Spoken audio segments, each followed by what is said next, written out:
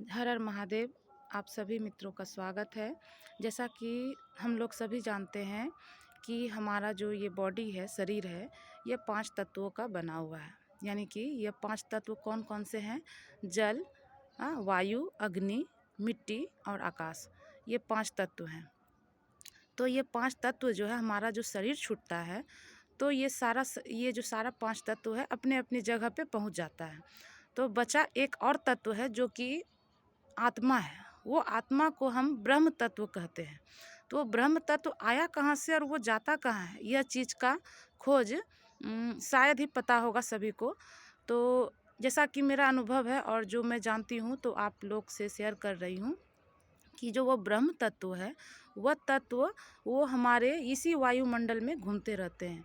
जो कि आत्मा है वो ब्रह्म तत्व है। तो ब्रह्म तत्व जो है उसको फिर से एक शरीर में जाना पड़ता है और जन्म लेना पड़ता है। तो वो जो आत्मा है उसको सद्गति नहीं मिल पाती है, बार बार वो जन्म लेते हैं क्योंकि वो जन्म के चक्र में फंसे हुए हैं। तो 5 तत्व का तो ठिकाना लग गया, 5 तत्व तो अपने अपने जगह पे मिल गए। ये जो ब्रह्म तत्व हैं, ये जो आत्मा है, वो आती कहाँ से है और वो जाती कहाँ है?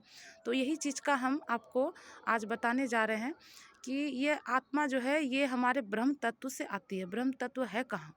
तो वो 7 आकाश यानी छठा आकाश पार, 7वां आकाश, छठी आकाश के पार ब्रह्म तत्व है, वहाँ पे आत्माओं का घर है। तो वो जो आत्माओं का घर है वहाँ परमपिता परमात्मा शिव का भी घर है।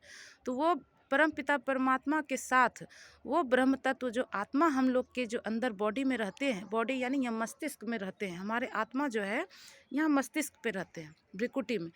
तो यह आत्मा जो है वहाँ से आती है इस धरती पर और जाति अपने मन से नहीं है, क्योंकि वहाँ जाने के लिए पूरा प्योर पावरफुल शक्तिवान होना है, तभी हम वहाँ पे जा पाएंगे, ऐसे नहीं जा सकते हैं।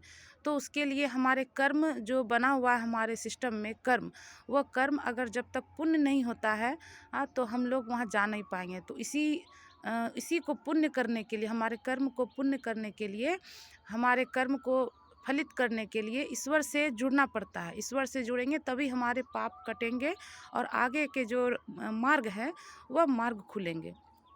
तो हमारे जो ब्रह्म तत्व हैं, ब्रह्म तत्व यही वायुमंडल में घूमते रह जाते हैं, उनका निदान नहीं होता है। तो उनका ही कल्याण करने के लिए हम अपने आत्मा के बारे में कोई नहीं सोचता है। सब सोचता है हमारा शरीर स्वस्थ रहे, अच्छा रहे, सुखी रहे।